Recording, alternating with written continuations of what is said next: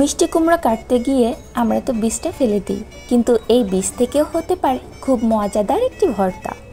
আর আজকে আপনাদের সাথে শেয়ার করব কিভাবে এই মিষ্টি কুমড়ার বীজ থেকে খুবই মজাদার একটি ভর্তা করা যায়। আর এই ভর্তা দিয়ে নিমিষেই কিন্তু এক প্লেট ভাত খেয়ে ফেলতে পারবেন। আসসালামু আলাইকুম, কেমন আছেন সবাই? আশা করি আল্লাহর অশেষ রহমতে সবাই ভালো আছেন। আজকে এই মিষ্টি কুমড়োর বীজ ভর্তার রেসিপিটি আপনাদের সাথে শেয়ার করতে চলে এসেছি। তাহলে চলুন কথা না বাড়িয়ে শুরু করা যাক আজকের রেসিপি। আজকে মিষ্টি কুমড়োর ঝোল রান্নার সময় দেখলাম মিষ্টি কুমড়োর বেশ কিছু বিচি রয়ে গিয়েছে। এগুলোকে ফেলে দিব না, তাহলে একটি ভর্তা বানিয়ে ফেলি। তাই তো সর্বপ্রথম মিষ্টি কুমড়োর বীজগুলো ভালোভাবে পরিষ্কার করে নিয়েছিলাম। এরপরে বেশ কিছু পেঁয়াজ, মরিচ এবং রসুন কেটে নিয়েছিলাম। এই ভর্তা কয়েকভাবেই করা যায়, তবে আমি আজকে সাদামাটাভাবে ভর্তাটা করে নিয়েছিলাম। আমার কাছে কিন্তু এইভাবে বেশি ভালো লাগে। এবার পেঁয়াজ, মরিচ এবং রসুনগুলো আলাদা আলাদাভাবে ভেজে নিতে হবে। হালকা করে একটু তেল দিয়ে দিতে হবে।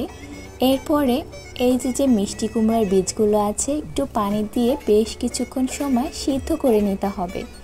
এরপরে পানিটা পুরো টানিয়ে নিতে হবে এবং একটু ভাজা ভাজা ভাব হয়ে গেলে চুলা থেকে নামিয়ে নিতে হবে। দেখুন কত সুন্দরভাবে ভাজা হয়েছে। একটু লালচে লালচে টাইপ করে সব কিছুই ভেজে নিতে হবে। এই ভর্তাটা কিন্তু আপনি চাইলে শীতল শুটকি দিয়েও করে নিতে পারেন, সেই ক্ষেত্রেও কিন্তু দারুণ একটা ফ্লেভার আসে। তবে মিষ্টি কুমড়োর যে ঘ্রাণটা আছে সেইটা কিন্তু থাকে না। যাই হোক, এবার আমি শিলপাটার সাহায্যে ভর্তাটা করে নিব। এই জন্য সর্বপ্রথম এই বীজগুলোকে একটু পেষে নিলে ভালো হয়। এবার এই সমস্ত উপকরণ একসাথে আমি খুব ভালোভাবে বেটে নিব। তবে এখানে আমি কিছুটা কালো জিরা ব্যবহার করেছি, এতে খুব সুন্দর একটি ঘ্রাণ আসবে।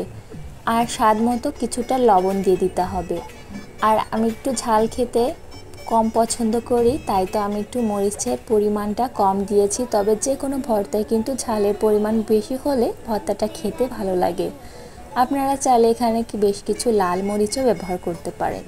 আমি শুধু সবুজ কাঁচা মরিচ দিয়ে ভর্তাটা করে নিয়েছিলাম। আর এই ভর্তাটা কিন্তু গরম ভাতের সাথে এত বেশি টেস্ট হয় কি বলবো, একবার যদি আপনারা খেয়ে দেখেন বারবার খেতে ইচ্ছা করবে।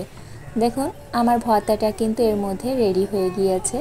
আর শিলপাটায় করা ভর্তার স্বাদ অতুলনীয় হয়ে থাকে, ব্লেন্ডারে করলে কিন্তু স্বাদটা পারফেক্ট আসে না। ব্যাস রেডি হয়ে গেল আমার এই কুমড়ো বীজ ভর্তা।